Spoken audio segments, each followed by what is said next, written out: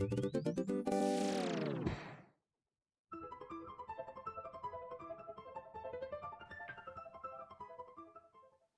pass the ball to our fantastic guest, Chris. Sounds like we're all set. So yeah, good evening, everyone. Thank you for the introduction, Francisco. Anna, thank you for the opportunity to share my experiment with you guys today. As Francisco mentioned, he approached me a few weeks ago now based on some content I've been sharing on LinkedIn. I'm a big fan of Agile games. I believe in the concepts where if you tell someone something, they might remember it. If you teach them something, their odds are they will remember it. But if you involve them in something, they'll learn. And that for me embodies everything I aspire to do about how I coach and how I teach concepts to people. And for me, Agile games are one of the great ways to bring in a visual way, not necessarily actually seeing, but contextualizing abstract concepts into real life scenarios and to make them feel real for people. And in particular, put people that don't traditionally do a certain role into how it feels to be in that role in a contextual way. And that's where the Agile Arcade idea was born. I've been doing, as Francisco mentioned, these game of the week posts, and often they are single Miro boards or single virtual whiteboards where you can go on and play a single game. And I thought, how can I do better than that? How can I enable the people that are involved to select the game like an arcade machine where you go in and you take your coins, your tokens, and you spend and choose the game you want to play. And that's where this concept was born. So I think Francisco created a great visual there. I've shared the Miro link in the chat. So if everyone can begin navigating their way there, that will be wonderful. I think we can see 12 or so guests on it now. And what you should be seeing is the choose your game section. So very much like an arcade machine where you'd be presented with these options to play. Today on offer, there are 6 games to play. Before we start with that, however, just a few points, a few caveats. As Francisco mentioned, this is an experiment. So your patience and your feedback, very much appreciated. If this works terribly, do let me know. If you're enjoying it, let me know also. I'm more than happy to share this board if you want to run this experiment, this arcade concept with others. Another note, this is the largest virtual whiteboard I have ever built. A lot of people told me it's a pretty advanced whiteboard, which means it might be a little bit chaotic. So again, I appreciate your patience there. If you do get lost moving your way around, if you're not familiar with Miro, there is a piece of functionality in your bottom left-hand corner called frames. There's a navigation panel on the left-hand side, bottom left-hand corner, and that will allow you to select and navigate your way through the frames. And if you ever get lost, just call out and ask which frame you should be on, and we can help direct you to the right place. And lastly, obviously, have fun. Before we start with the games, I've told you a little bit about me. I'd like to hear a little bit about you, if that's okay. So if I bring everyone to me now, we are at the a little bit about you section. I would love you guys to grab one of the little pumpkins on the left-hand side here and just place them on the map from where you're based in the world. If you can't grab an item, press V on your keyboard and it will allow you to select them. Or there's a navigation panel on the far left-hand side. If you make sure that the little blue cursor is selected, that will allow you to drag and drop those items. And what this will tell us is where we're all based. Obviously, one of the benefits that we were talking about COVID is that it's enabled us to be a bit more global, to connect with others who perhaps we may not have usually had the opportunity to speak to. So we've got a lot clustered around the Europe area. I'm guessing, Keenan, that's you down in South Africa at the bottom. And we've got someone up in the northern USA, and we've got someone in the Scandinavia. So a range of places represented. If you wouldn't mind then going into the what's your role section. So it'd be great to hear what sort of roles you perform in your work. So whether you're a coach yourself, a scrum master, a developer, whatever that may be, it'd be great to hear what kind of roles that you guys are performing. And maybe, Chris, you can share your screen. Yeah, absolutely. Give me a moment. If there's ever any usability issues like this, then just prod me. I'm more than happy to try and make it better. Just make sure you guys choose the arrow. Okay, so we're in the what's your role section, and make sure you've got the arrow selected on the left-hand side here, or press V on your keyboards. And if you double click on a post-it note, you can type inside it and add your role. So I can see here we've got some Scrum Masters, some coaches, some product owners, a machine learning engineer. Cool.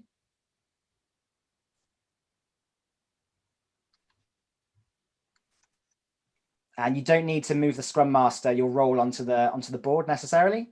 You can keep that where the other ones are.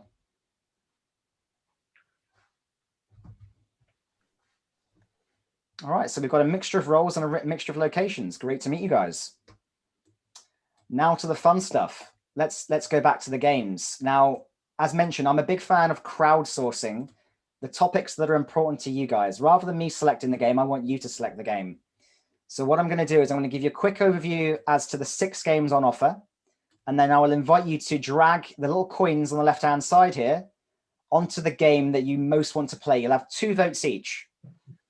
So first of all, we have A Beautiful Summer Meadow, which is a game you may have played before. It's about outcomes versus outputs. It will contextualize how it feels when someone presents you with a user story, a brief, a set of requirements that's focused on outcomes versus whether they're focused on outputs. It's a game that takes about 15 to 20 minutes. It's relatively easy to play in terms of complexity. And I've tweaked this one to be a bit of a Halloween-focused one, given the time of year we're in. We've got My Morning Routine. This is a game about MVP. I'm not sure about you guys, but I have noticed and observed a lot of times that people misunderstand what MVP means. They think it means a final product. They think it means this. They think it means this gold-plated solution, and that's not the case. So this game is all about how to contextualize what MVP really is. It's a game that's a little bit longer. It will take 40 to 45 minutes. Teams of up to 8 people. And that's that game. We've got the Agile Name Game. This is a game about context switching. I'm sure you've experienced this before when you're trying to multitask because you've got so many things to do. The reality is humans are not designed to multitask, and this game will demonstrate that. So there's various rounds there that will make or allow you to feel how it feels when you're being asked to multitask. We've got Drawosaurus. This is an online Pictionary game. It's more of an energizer activity. It's great for kicking off perhaps a workshop on a particularly challenging topic. So it's great to bring the energy level back up if it started to suffer. It's very simple. You go into go onto a website, you create a team name, and you start drawing, and you get to guess correctly or incorrectly what people are drawing, and there's points awarded, so there's a bit of competition about it, but it's quite simply a bit of a fun game to bring a team together. The coin game is a classic. I'm sure you've all played variations of the coin game. This is a particularly good version that I've discovered through someone in my network, and it contextualizes. It's a great game to introduce Agile for the first time to new teams. It's a great game to remind existing teams about Agile ways of working. And the way it does so is it takes you through various rounds of what it feels like to do batch-focused delivery, Kanban delivery, and then value-focused delivery. And the last game on offer is called Agile Battleships, and it's all about feedback loops. So in this game, we will play a few rounds, one wherein you get instant feedback and one where you get delayed feedback. And we will explore how it feels in both scenarios. With that in mind, that's the description of the games. What I'm going to invite you to do, I'm going to set a minute on the timer, and I'd like you to grab and vote, spend your coins, your tokens accordingly, and we will start on the game that gets the most votes. Over to you. The timer is set for 2 minutes. So 2 coins. 2 coins each. And I can see lots of coins are being thrown around now. There's a slight lead at the moment for the Beautiful Summer Meadow game, which pleases me greatly because it's the Halloween themed one. Do not let me influence you there, by the way.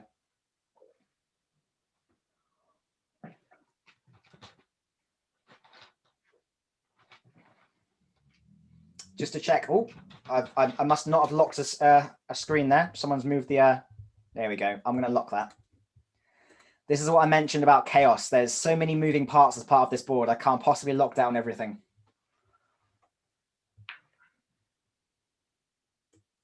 Well, about a minute left. Is everyone okay that they are able to do their votes? Anyone struggling doing a vote? Okay, looking good. A minute left or so. I think the Queen game is sneaking into the lead by the looks of it. Sorry, Chris, I don't actually see my name on this on the board here. you will not see your name. You will see a cursor, which might call yourself guest designer or guest developer or something to that effect. Are you seeing that? Yeah, I meant to move it though. So if you move your mouse, that should be your cursor, and it should give you, you may have set a name when you first joins, but you may not have done so, and you'll be called guest something. Okay. At the top of your screen, there will be my name, CS. You'll see others. There's 11 plus 2 others, and you can see the list of people that are also on this board. And if you don't see which cursor is yours, you can hide other people. So left of your name, in the top menu, there is this arrow where you can hide other people. So you then see only your mouse. Because there is a lot of us and might be confusing. Okay, now, correct me if I'm wrong. It looks like the coin game is the winner with a beautiful summer meadow in second. Any disagreements there?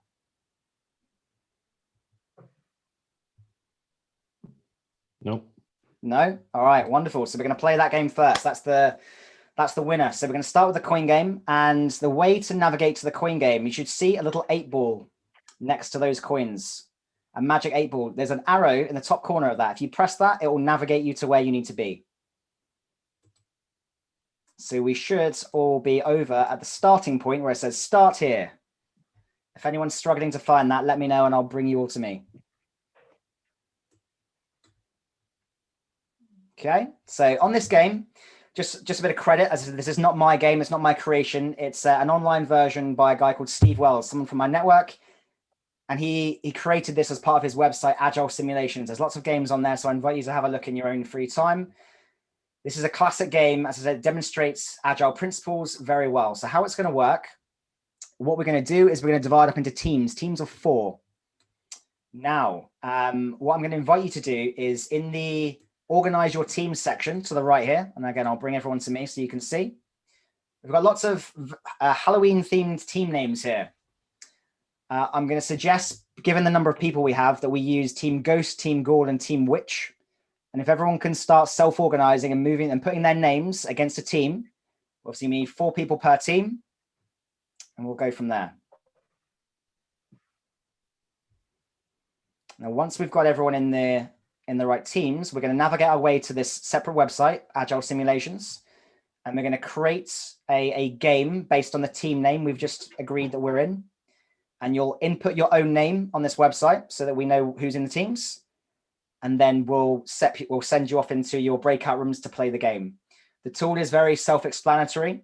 The way you're going to play the game is essentially once everyone's in their game and their roles are sorted, to play the game, you'll select start batch run, or start Kanban run, or start value run. And then it will show a workflow. So there'll be roles, product owner, customer, developer. I'll demonstrate it in a moment when we're clear on the names. So we've got Team Witch is full. We've got a few missing from Team Ghoul by the looks of it. We've got an M and M, Keenan and Brian in Team Ghost. So, given the number of players, Anna and Francisco, would you mind joining one of those teams? Yeah, we'll do with pleasure. Yeah, how many have we? Yeah, I think we need 2 more in Team Ghoul at least. So Ghost, we have Keenan, Brian, Bea, placing that now. And M, is that Molloy? Is that you? Molloy, yeah. I'm not sure. Perfect. Yeah, it's me. So I'm gonna, by just looking at the breakout rooms, I'm seeing, looks to me at least, that Gladys is not assigned. So we'll assign her to Team Goal. Yep, and we haven't got Andrew in it either. If I'm right. I think I saw Andrew before. Have I not? Yeah, I don't see me. Yeah, Andrew, if you can assign yourself to Team Ghoul as well.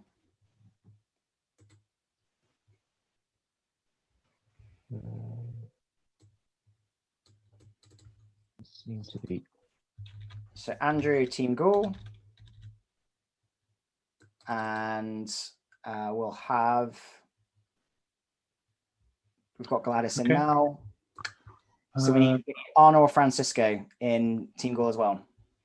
I can You go wanna in be a Team Go. witch? So I want to be in Team Witch. Witches are always smart. That's already filled though. With Then bold, you are a goal. you can facilitate. Fine. Why don't we do it that way? Chris, are you okay to go in goal? I should I'll probably tell you what, remain in the main room anyway. We'll have one facilitator per group. So Yeah. I will cover Ghoul. Yeah. Francisco, if you can cover Ghost, and Yeah. Anna, if you can cover Team Witch. Okay. Perfect. So we've got our teams now. Everyone should know which team they're in. I'm going to go in. There we go. So the way to get to this game, there's a coin at the bottom. It says "Click me to begin" at the bottom of this board. If you click that, you'll navigate your way there. And I'm conscious, Keenan, you played this game earlier, so apologies, but don't worry too much. It should be okay regardless. So everyone should be able to see my screen. When you first load this game up, you're going to be prompted with some information as to how to play it. As mentioned, once we start each round, if we're in batch run, for example, you can see a list of coins, all of different values, sizes. They're all British coins, if you're unfamiliar with these coins. There's lots of 2p's, 1p's, pounds, 50p's, 20p's, etc. Now, there's obviously a workflow demonstrated by product owner, developer, tester, integrator, and then customer. Customer means they've got what they're looking for. They've got the product. The way this works is that to move something through the workflow, you'll click each of those coins. And I'm not going to say too much more than that. There's variations in each round that you'll discover. So I can invite you to press skip there. And the facilitators, can you please create your game names? And for everyone else, don't do anything just yet until those game names are created. So I'm going to be creating Ghoul, so Ghoul.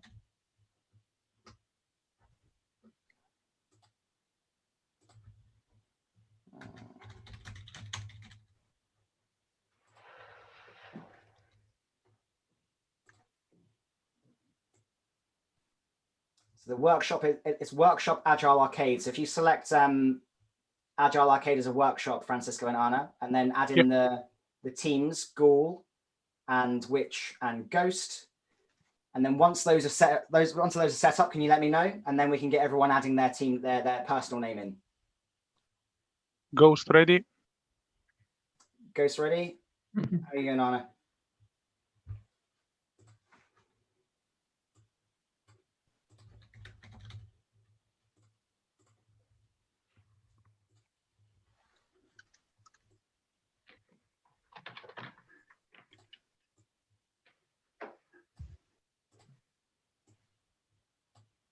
Sorry, you lost me. How do I find the game to set the team? So can you see my screen? Yes. Yes. So there should be an option to say team here. So if you press that, it will give you an option to type in, and if you select multi-team game, type in Agile Arcade and then type in Witch and team name. And once you've done that, if you let me know, and then everyone else can then input the team name first, put in their relevant team name as to what they're signed up to, and then their own name. I appreciate the patience in setting this up, guys. Oh, does someone skip forward to the conclusions? What happened there? It might be a bug. Sorry, that by came up to mistake. me. Oh, okay. Or maybe more Done. names. Done. Okay. So if everyone can now put in their team name, so everyone else just put in your team name, whether you're in Ghoul, Ghost, or Witch. And Where then should I put it? Where? I can see the game name, set game name. That's what I see. Meadow. So click that and type in your team name that we agreed on the Oh, model. okay, cool. Yeah. And then once you've done that, we're going to then press I am, enter your personal name. Yep. And then you'll put in your personal name. The team name doesn't appear. That's the game name. So it's game name, yeah. It's game name, okay. So sorry, in the game name we should put the team name. Yep. Yes. The name of the team we agreed. So you were either in Ghost, Ghoul, or Witch.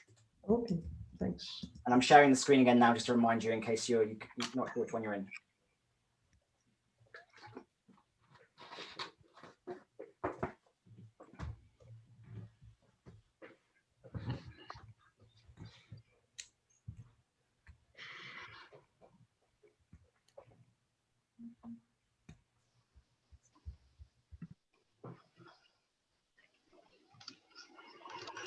Okay, how are we doing?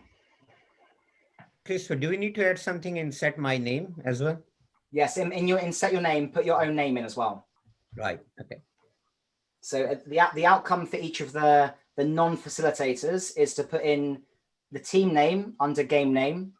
Apologies for the change in language there, but your team name that we agreed on the Miro board under the game name, and put in your own name under the personal name section. Once everyone's done that, if you can let us know, that'll be useful. Is there a thumbs up button in Zoom? I can't remember. Or a hands up. If you can do that, that might help everyone know. Yeah. That you're Either good. react. Yeah, perfect. Thank you. There we go. Thumbs up. Let's start seeing those come through. I can't do thumbs up, but I'm done. So I think I'm lost because I had some technical issues. So anyways, that's. So if you try and, I don't know, refresh the screen, and maybe give another go. Put your team name and your personal name in. So I should click on skip directly, or yeah, press skip. Ignore that. That's and kind play of, game. Okay. Yeah. Put your game name as your team and your personal name as your personal name. Okay. Game name as a team. I'm not able to remember. Is it go? Oh, hold on. I'll check for you. It's gold. It's Ghost. Ghost. Sorry. Ghost. Ghost. And set my name. I can remember. Cool. Right. Sorry. We're about ready. So what's going to happen now is you're going to be pushed into your breakout rooms. That's just your team. And as a team, you need to agree which role you're performing, either product owner, developer, tester, or integrator. And then the facilitator will start the round by clicking run batch. And after that round's done, you'll press run Kanban. And after that round's done, we'll press run value first. Once each of the 3 rounds have been played, we'll all return back and we'll have a bit of a retrospective and discuss our learnings, our challenges, and what this essentially means. Is everyone clear there? What's the time box? The time box for this is 10 minutes. So in that time frame, the first 2 rounds in particular are run batch is 2 minutes, run Kanban is 2 minutes, and value first is however long it takes. So the actual game elapsed time should probably take 5 minutes, but then there's also a learning section that you can browse through independently and discuss before we discuss it as a wider group. So I'm going to set 10 minutes. So just to clarify, each one of us is going to click on run batch. No, just the facilitator is going to click run batch. Okay, right. And what I'm going to do is I'm just going to demonstrate on the screen quickly with a separate game, because I think that will be helpful. What I don't want to do is start off the game and damage Team Ghoul. So what will happen? Can you guys see my screen now? Yes. Yes. Yeah. So when I click run batch, these coins. You are Team Ghoul. Has it done it? Is it preloaded? Well, I can reset it. Don't worry. Okay. What will happen is when I click run batch, and when you will have your roles agreed, you'll define who's product owner, developer, tester, integrator. The product owner is the only person who can click first, and you'll start clicking. You can see these coins are starting to highlight a different color. They're going to brighten up. Okay. That constitutes you developing something through the workflow. But in the first rounds, you can't pass something on to the developer until every single one of these coins is clicked. Oh. And the other rounds will simulate different versions of that. Oh. Does that make sense? Once everything is clear, then the product owner is done, and that will go to the next. Yes, exactly. So but it will go automatically, or product owner needs to click something? No, it will go automatically. Once it's all done, it will go straight to the next person. Right. Okay. All right. Let's give it a go. Let's experiment with it and see what happens. Okay. So Francisco, if you could kick everyone into the breakout rooms, set us 10 minutes. Yep. We'll see you guys in 10 minutes and see what we come up with. Cool. Thanks. Thank you. I'm going to reset Team Ghoul when we get back into our room. Good luck, guys. Good luck.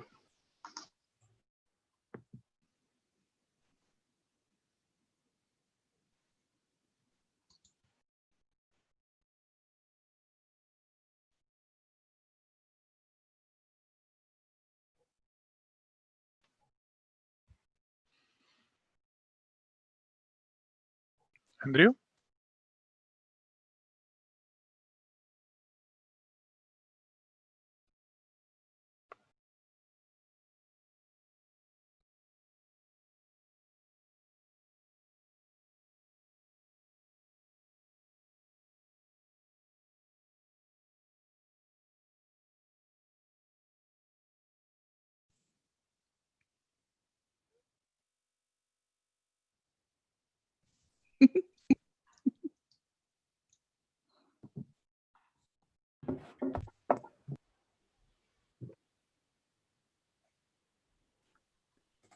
Okay, guys, everyone back?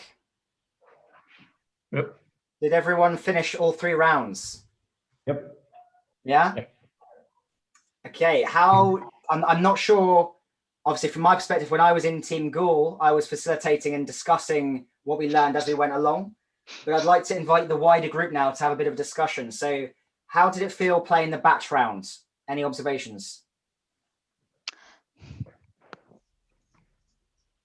Well, for Team Ghost, it wasn't clear it wasn't clearly pointed out what the value of the coins were, and after discussion, we assessed the value of the coins by hovering with the mouse point over it, and based on knowing what the value of those coins were, I mean, knowing that it's from top to bottom, high to low priority, we had a better understanding of what it is we were working with, and getting into the third segment of the assessment, there was a better sense of a collective effort that was made in knowing what the bigger value of the output was, or the output was of the value, which was much more than what it was before the time, because it was a bit confusing in the beginning.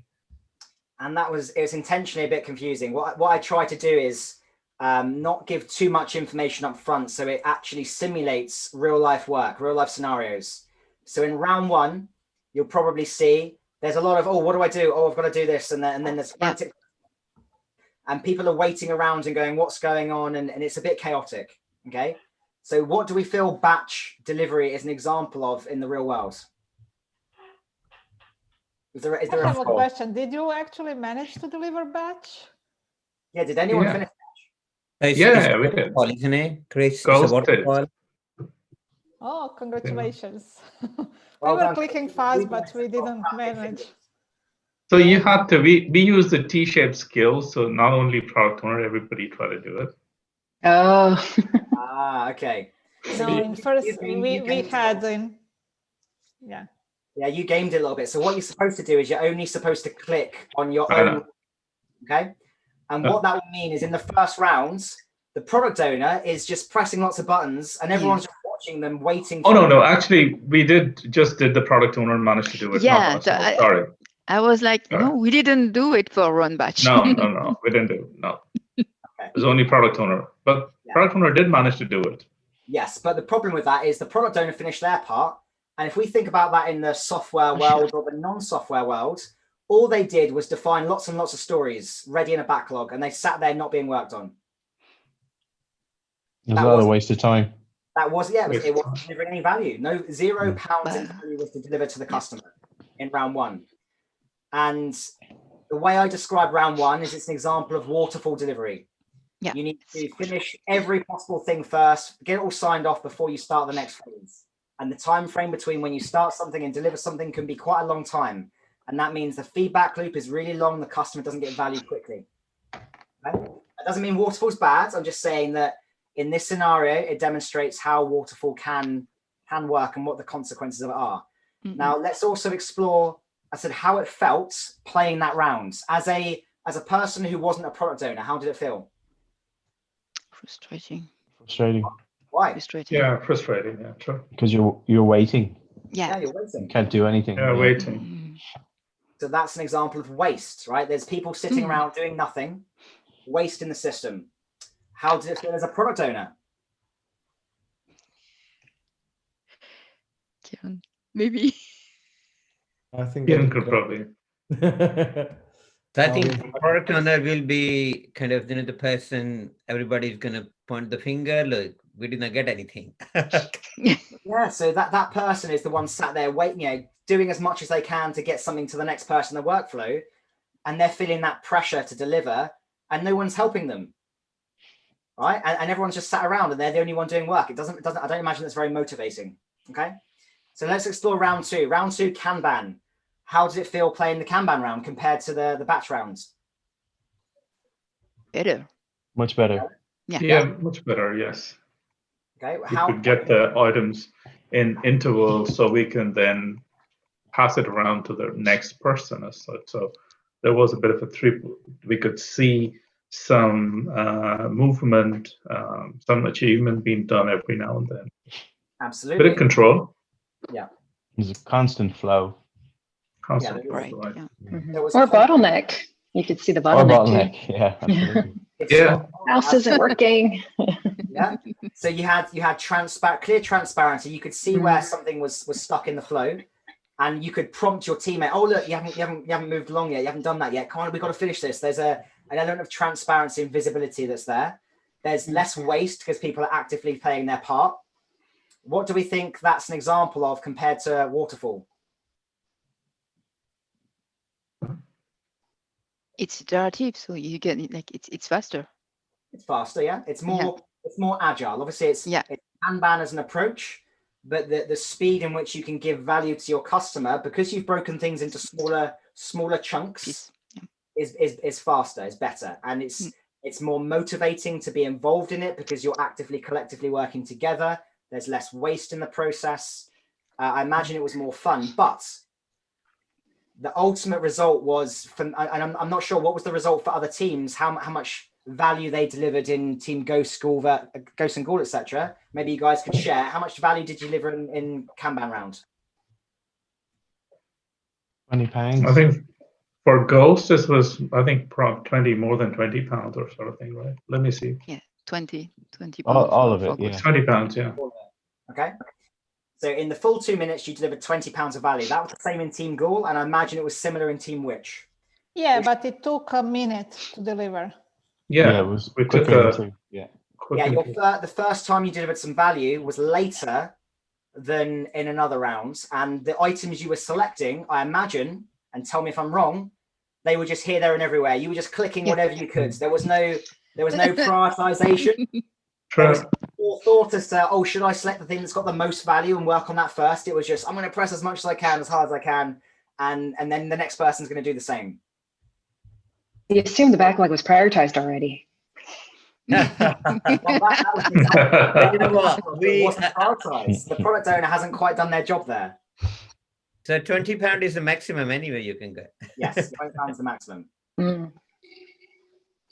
So let's look at the value first rounds. How did that feel? Fun. Bit of a learning curve for us, like Ghost. So we tried a couple of times. So I think you mentioned like, and it'll be 2 minutes and 5 or 6 or 7 minutes. But every time the third game, like, just lasted 20 seconds. And for first couple of times, we thought it was an error. So Francesco tried a couple of times, and then we figured out it's basically value, and then we checked the value going from top to bottom, and then magically we actually made £16 in the last round. Oh, good work. So you had a few iterations of it, but if you had done it just the first time, what I often observe is people still don't quite select the most valuable items because they probably haven't spotted, first of all, that the backlog's prioritized. It might be that there's a cultural thing where you don't understand the value of those coins, and that's fair with a global team. This is British money, and you might not understand it. And again, I wasn't actively telling you that the backlog's ordered because I wanted it to be a bit chaotic, and I wanted you to learn as you went along. But the ultimate outcome is, and obviously one team mentioned they delivered £16. Team Ghoul delivered £3.50 in 20 seconds. If you multiply that by 6, you'd have more than the £20 from the previous rounds. So the value was delivered, the total value was delivered more. There was more total value delivered and quicker, and we were delivering the things that deliver the most value in the shortest time. That's what the value first focuses on. Yeah. And can you come back again? Like, sorry. No. team which is delivered 19.77 in 20 seconds that I was saying we delivered. When we were clicking Kanban, we delivered everything, but it took us a minute. Here, we delivered a little bit less, but in a shorter time because we were focusing on a most valuable thing. Okay. Good. So you were saying, Chris, you were saying that in delivering £3.50, you're delivering more than £20. How does that work? Like, you were saying multiplied by 6. So what was that logic? So what I'm saying is, if you think that 2 minutes is a longer iteration than 20 seconds, okay. If we call 20 seconds a sprint, we've delivered £3.50 in a shorter time frame. If we then did 6 sprints and multiplied £3.50 by 6, you'd have a total higher than £20 from the previous 2 minutes round. Does that make sense? Got it. Yeah. Thanks. Yeah. It's just the sum total of all the possible rounds. And obviously that was from Team Ghoul perspective, there was still a bit of chaos going on. We played one round, we didn't play multiple versions of it. And therefore, I think with a bit more learning curve, with a bit more teamwork, their velocity and their ability to deliver would even increase more. So they might hit higher numbers closer to £16 like you guys, and actually £16 in 20 seconds times 6, even higher. We're approaching 90 something pounds. I can't do the math right now. £96. Yes, you're right. So that's the end of that game. Hopefully you enjoyed that. We are going to go back now, and I'm going to bring everyone to me back to the game board. So back to Miro. If everyone can jump back on Miro. And can you share the screen while you explain? Yes. Apologies, because we went into the breakout room, the screen share stopped.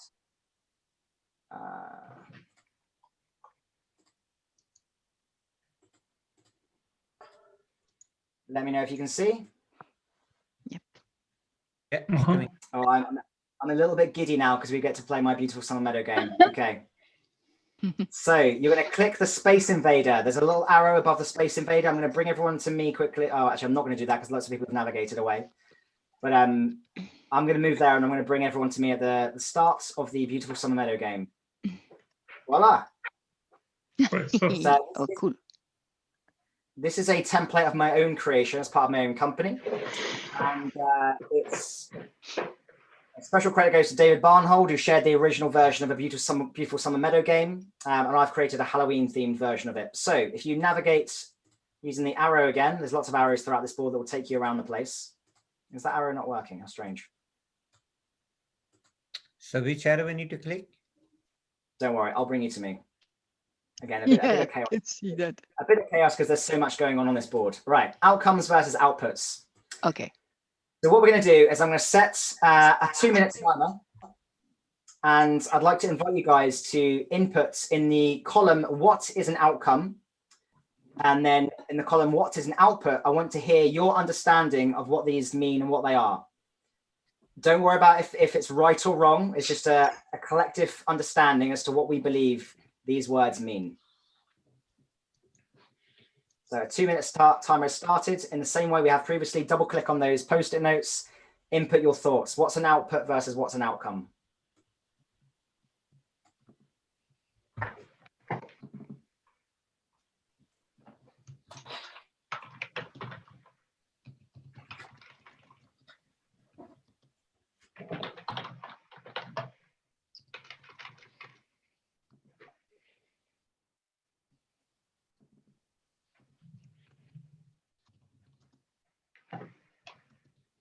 Got lots of responses here. We're hearing something which brings value, a reaction to an event. A lot of mentions of value. So there's a bit of a shared theme here. People believe outcomes are valuable. They are the result of a completed task. Interesting. They are the understanding about something that doesn't have to be a tangible feature. A common goal. They are measured. And something that is delivered. Okay, what have we got on the output side? We've got a product, we've got a number of user stories, We've got a number of finished tasks. We've got the result of an input, what was produced, what was potentially expected, something tangible, something done but not necessarily with value, interesting, and something that is delivered that brings value to the product. Okay. Well, another 30 seconds to finish this off. And again, there's no right or wrong answers here. This is just about how people collectively understand outcomes and outputs to be.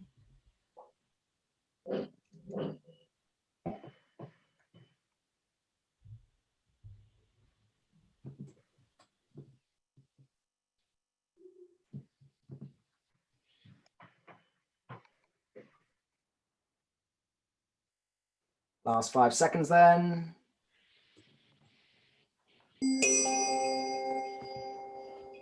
Okay. We're not going to talk about those too much because what I want to do is play the game and contextualize outcomes and outputs. So I'm going to move you guys to the brief section. So what we're going to do, same as last time, divide into groups. We've got lots of team names here. We've got enough for 3 teams again. So I'm going to, well, what I'd like you to do is choose Team Ghost, Team Ghoul, but this time we need a Team Vampire. No, actually, no, Team Witch is fine. Ghost, Ghoul, and Witch. We'll go with the same ones as last time. Apologies. Try and join a different name than you joined last time to mix it up, if that's all right. Ah, okay. And essentially, once we've got everyone in their group, we're going to navigate to your team's space. You know, you can have your own whiteboards. And on your whiteboard, there will be a brief, a description of what you as a team need to achieve. Now, the hard part about this, and I'm going to ask Francisco and Anna to facilitate the other groups, they're the breakouts, just like last time. When you're reading this brief and completing this activity, you're not allowed to talk. It's complete silence. And what you're going to draw is you're going to draw a spooky Halloween scene, as per what the brief tells you, without communicating with one another. And after the time's up, we're going to come back and discuss what we've learned and discovered, and we're going to look at what other teams have produced. So we have 3 people currently in Team Ghost. I'm going to put myself in Team Ghost this time. We've got Anna in Team Ghoul, and we've got Francisco. Can you join Team Witch, please? Yes. So if you can help me checking the breakout rooms. Team Ghost, I have Angie, Chris, Gladys, and Theodora. Correct. Goal, I have Anna, Andrew, Brian, Magda, Molloy. Andrew probably is left from the previous iteration. I think we can confirm him there. And which Beatrice, Keenan, Sasha, Zahid, and myself. Correct. Okay. All right. So don't kick everyone into their places yet. What I'm going to invite you to do is, for your team name, you have a little icon, a little clip art visual for your team. So there's a ghost, there's a ghoul, and a witch. For your team name, click the arrow, and that will take you to your team space. Do not navigate anywhere else apart from that space. So what I'm going to do is once everyone's moved, I'm going to just do a quick sense check and make sure everyone's in the right place. So I've got 3 people at Team Ghost, which looks about right. I've now got 3 people at Team Ghoul, which is a bit short. And Team Witch looks like they've got the right people. So let's just make sure everyone's in the right place.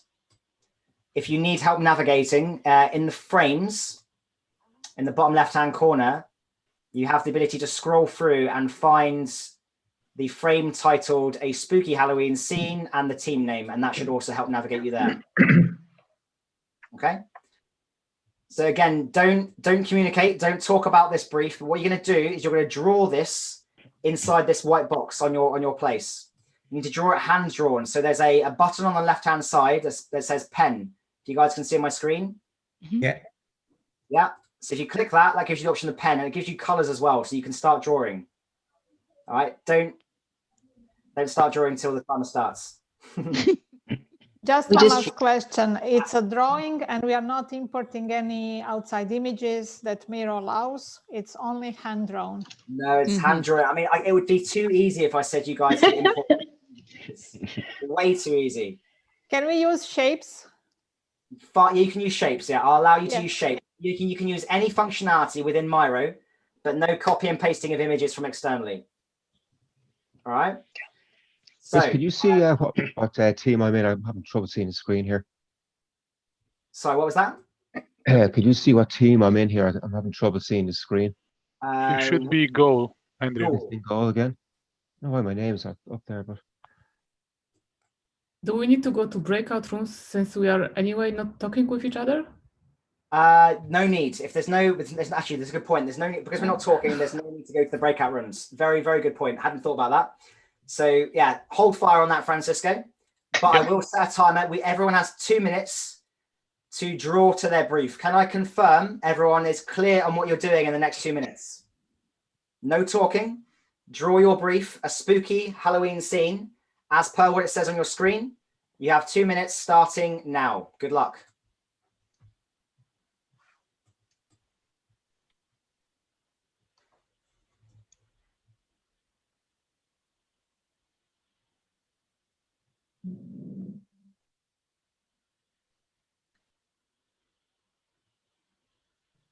Obviously, this is far easier in person when you've got pens, but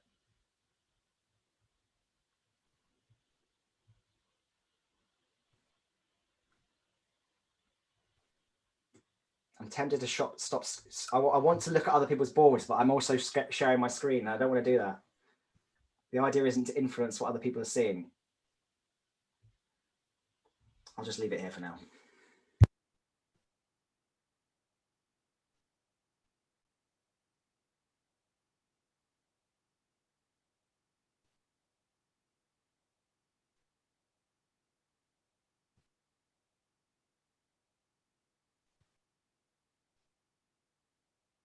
Right, you've got a minute left, guys. Time's running out. Make it spooky.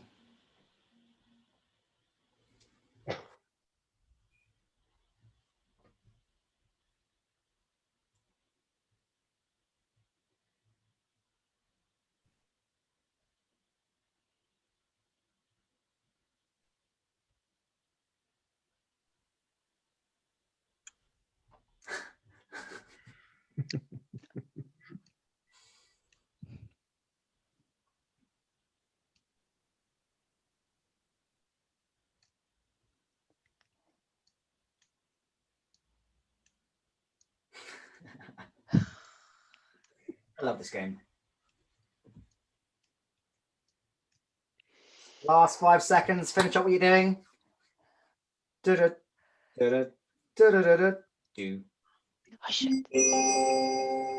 Okay.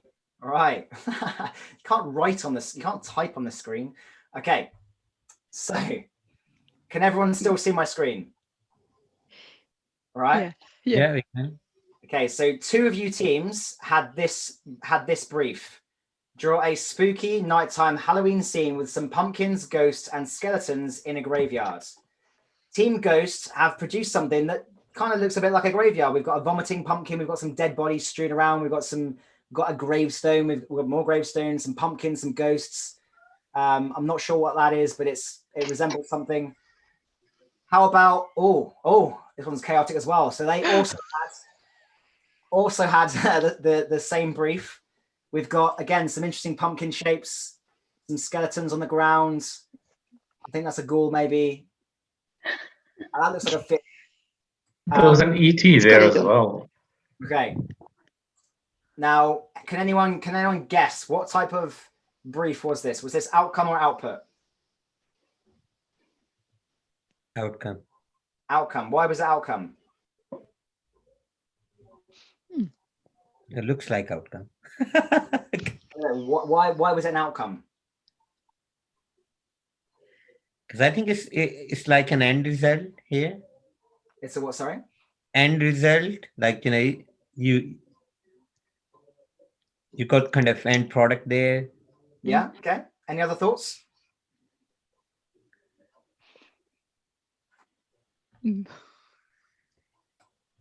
trying to create some shapes as such. All right. I'm trying to build a theme. That's it. Okay. So this brief is not specific. It's open. It's an outcome you're seeking is the game is called a spooky Halloween scene.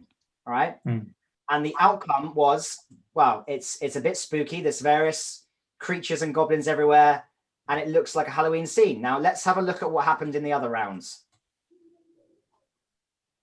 Okay, we've got. Can everyone see my screen? I can see, but can't make out. Maybe it's me. So we've got some ghosts. We've got some pumpkins. We've got more color in this one. We've got some gravestones. We've got a random shape in the corner. I'm not sure what that is. We've got some flying pumpkins because there's no ground or anything like that. Let's look at what they were given. It's a bit harsh, this team. Look what they were given. They must have got 5 orange pumpkins, each with 2 eyes and a mouth with 7 upper teeth and 3 lower teeth. 2 green pumpkins, each with 1 eye and a mouth with 3 upper teeth and 5 lower teeth. 7 ghosts, each with 2 black eyes. 2 skeletons with red eyes. 3 skeletons with green eyes. 5 gravestones, equally sized with RIP written on them, and 1 moon in the top round corner. That took a lot of effort just to speak, let alone draw in 2 minutes. Too many requirements there. And what was the results of having a very, very detailed brief? That's exactly what is being asked. Easy to follow, but yeah. Yeah, the question I've got is it a spooky Halloween scene? Silly spooky compared to the other one. Yeah, the question is it a spooky Halloween scene? No. No. It's a No. In the making, yeah. In the making. After like 10 iterations. Yeah. Yes. Maybe it'll turn into one after forever. So I think if the reason is there was too much to do in 2 minutes. Yeah, that's one point. Now the question I'd like to ask the team that had this brief, how did it feel doing that? It was tough. Why was it tough? A lot of detail. Okay. Yeah, so. Probably less enjoyable. Sorry? Probably less enjoyable. Oh yeah, was it less enjoyable? Yeah. Was focusing on, how many teeth already? Yeah. 3, 5. So in this scenario, you had everything told for you up front. You had no ability to create, any freedom to have autonomy and choose how you deliver to the brief, because everything was specific. You had to do exactly that. And the result was, because it was so specific, you got lost in the detail and didn't focus on the outcome, which was a spooky Halloween scene, right? So if you thought about a spooky Halloween scene, it might have looked less like a cluster of just objects chucked on a page. Yeah. And it might have looked more like a scene, which is, we've got a bit of a graveyard looking thing going on here. That starts to comprise the outcome. And I know it's obviously 2 minutes. It's a very compressed time frame. And it's a bit harsh on the team that ends up with a detailed brief because it's far less fun to play. But as a way of contextualizing what we often face in the real world, how often have you guys experienced a situation where a product owner or a stakeholder or someone in the business comes to you and says, I want exactly this, and gives you all these detailed requirements, and you've got no freedom to say, well, actually, what you're looking for, the problem you want solved is X. And we think, there's probably 5 ways of delivering that. And we're the experts. Why don't we do it this way? Yeah. That's what this game is all about. So as a debrief, I'm going to bring everyone back to me now. Let's explore. How did it feel not being able to communicate? First question, over to you. Very good. No, just type in the post-it notes. Where? Okay. How did it feel not being able to communicate? I mean, do you think you would have achieved better results if you were able to talk through that?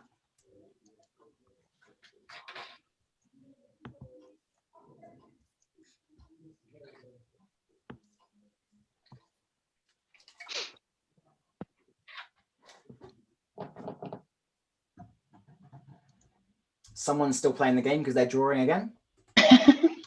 Really? Oh, that's funny. Let me. All right, so some of the things that are coming up, it was blocking us. There was a lack of trust and transparency. It felt restrictive, less enjoyable, isolated. You felt more critical of what others were doing because you couldn't hear why they were doing it. It was challenging, and it was hard to coordinate on who was doing what. Now, I'm not saying you guys don't communicate in your work at all, but a common observation I see and hear out in the working world is that teams aren't as great at communicating with one another, at being clear and open and transparent about why they're doing something. Mm-hmm. That's why I've done this game where teams are able to speak, and I've done this game where people aren't able to speak. And I felt like doing the not able to speak version tonight just because it was my whim. But it's always an interesting observation. Now, what did you observe while playing through this game? So we've kind of talked about some of them already. But what did you observe? What challenges did you face? What observations did you make, and how does it compare to what you're doing work-wise?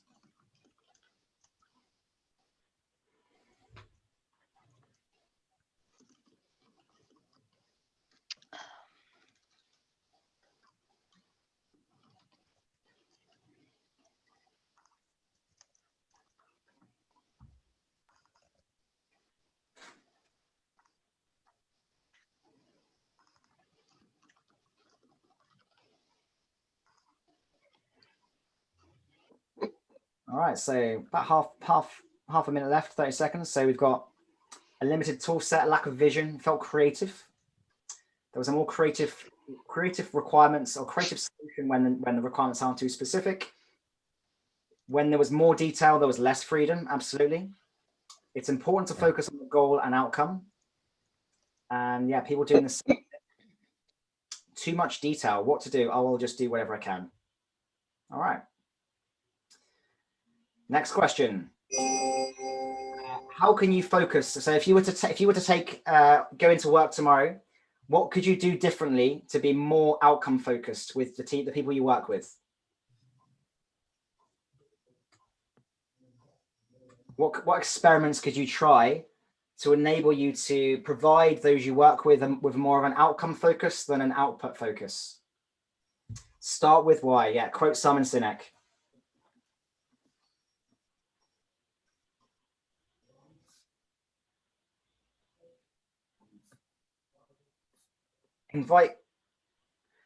Invite Chris to facilitate. Yeah, I can't attend every session. I'm sorry. As much as I'd love to, there's only one of me. That's actually why I do these sessions, is to share my knowledge. And I produce a lot of videos as well on my YouTube channel to impart what I've learned and discovered over the years, including these sorts of games. So I do invite you to look at those, because unfortunately I can't attend every session as much as I'd love to. If someone develops a cloning machine, let me know though. I'm right there. Oh my God. Okay, we're going to do the last section then, which is what support do you need to enable you to be more outcome focused? So the last topic was about what you can actively do, but this one's about what do I need to be able to enable me to be more outcome focused? What support do I need from others to be more outcome focused? And this could be other teams, other people, leadership. It could be learning, more resources in terms of the knowledge and access to things. I'm not talking about people when I say resources.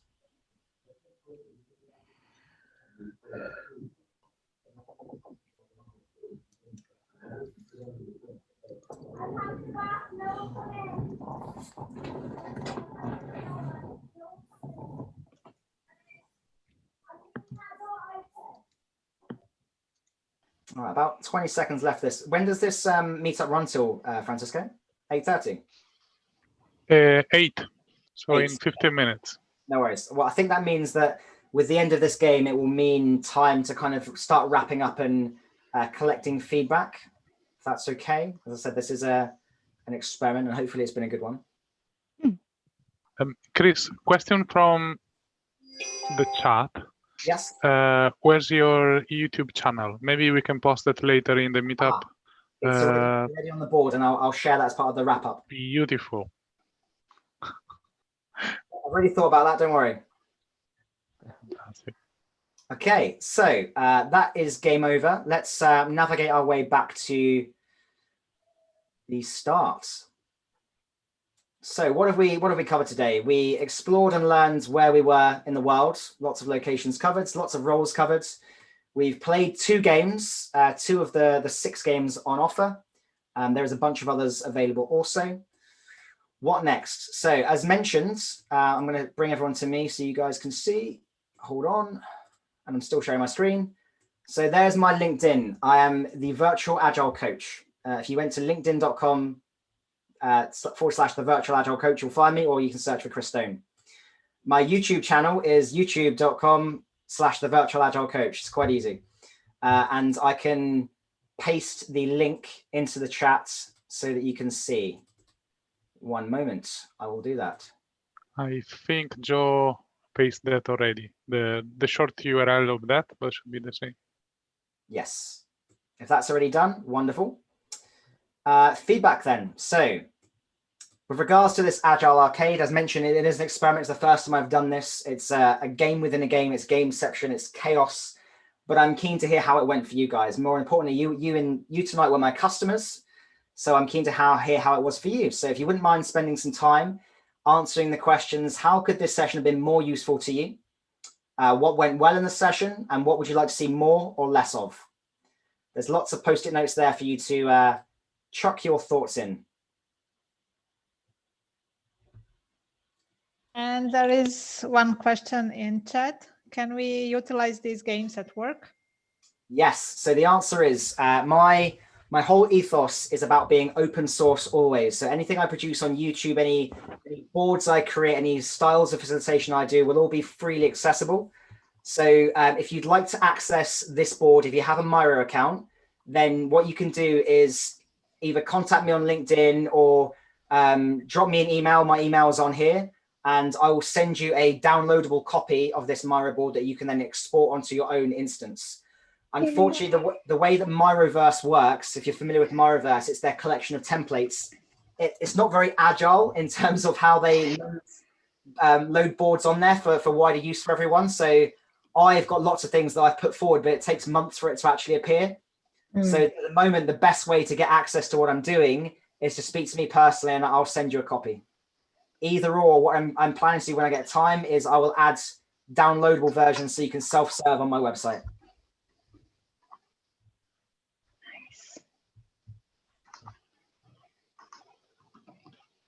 I was going to include in here, Anna and Francisco, the kind of next visual agile meetup, but I couldn't see one on the meetup, so I'm not sure if you have any detail about the next one. We are preparing something at the moment. It's still discussing with next speaker, but I think we will also take a look at what would you like to see more. And this is the session for Chris, what you would like to see more in his games, but also you can maybe leave a note for us if you want us to cover something in the future meetups. So we will piggyback on his feedback session. All right. More kids' involvement. Yeah, I can work on that. Interesting that I did a video not long ago on someone asked me the question, do I see value in teaching agility to youngsters? And I absolutely agree. If we can teach agile concepts to kids at a younger age, I genuinely feel we'd have less issues of children growing up with mental health challenges, because particularly if we taught them to embrace failure as a learning opportunity rather than a negative, I think we have far less challenges with people comparing themselves to others on social media and all sorts of things like that. And they would see that negative experiences are actually a learning opportunity, and it's not a failure. I can definitely think about how to do that more. And I'm meeting up with a couple of practitioners soon to discuss how to do that exact thing, agile games for children. Well, if you want to try them and test them, maybe we can try to organize an event for kids, and all our attendees actually bring their kids in the session. Yes, if they can play Roblox and Fortnite, we might as well teach them Agile early. Yeah. All right, so lots of really good feedback here, guys. So more time per game, absolutely. what I guess I was trying to do was enable the ability for people to play multiple games, but maybe I can add a bit more time for the games and have more reflection on them. If that's a value, can definitely take that on board.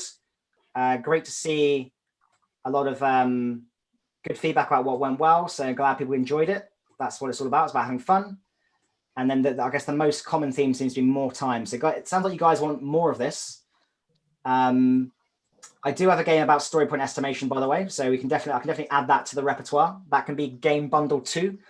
And I guess if you want more of this, I'm more than happy to facilitate more of these sessions. I was thinking of creating my own regular Agile gaming specific meetup. Chris, I think you can go for it. Yeah. If you have enough material to get it going, to keep it going for a few sessions, I think, yeah. Well, I don't even see it as just being a me thing. I would love to facilitate a situation where people come and bring their own games and you try and experiment with new games and things like that. And it doesn't have to be just me facilitating. It could be a self-organizing thing where gamers in the community come and share what they've learned, experiment with new games, get feedback on them, and then take them out and work them with their respective companies. A bit like how Play 14 does, but I think more frequent. Absolutely. My personal experience is that you want to take some time to get the community going. So, but you have plenty of material here. And then you can start inviting people. You can invite from day one, but it will take a little bit of time before people volunteer to run a session. Sure. So that's, but you have plenty of material and buffer. I don't see that as a problem at all. Absolutely. If anyone would prefer, I plan to create each of these games in their own individual board rather than it being a full arcade as well. So if you would prefer just an individual game, then I'm happy to share that also. The ones that I already have available to share are the Beautiful Summer Meadow Spooky Halloween Scene one. That's ready to go. The others I will have to spend a bit of time preparing.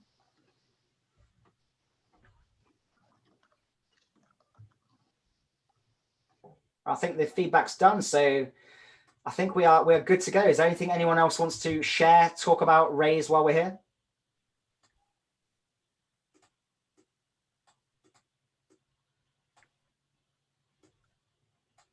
It was a great session. Thank you for this. Lots of fun. Yeah. Thanks a lot. Yeah. Thanks, guys. Thank you very much, Chris. Thanks, Chris. That's great. That's great. You can get to Well one more. done. Oh, nice. I like this one. Is that V? V for Vendetta. Have you seen it? V. Yeah, it's awesome. One of my favorite films, and I can quote the whole V speech off by heart. Oh my God, it was good. And I've got a video called A is for Agility on my YouTube channel where I do the V speech, but I convert it all into A words, so that it's A alliterative. So it goes aloha, in air and something agile advocate, and it's all around that. So have a look at that if you like V for Vendetta. Nice. Very good. All right, it's a pleasure to meet you all. Connect with me on LinkedIn. Look forward to gaming with you again in the future. Have fun. Thank you again. Thanks, Thank everyone. you, everyone. Thank you. Thank you. Bye-bye. Thank you. Bye. Chris. Cheers. Bye. Bye. Bye. Ciao.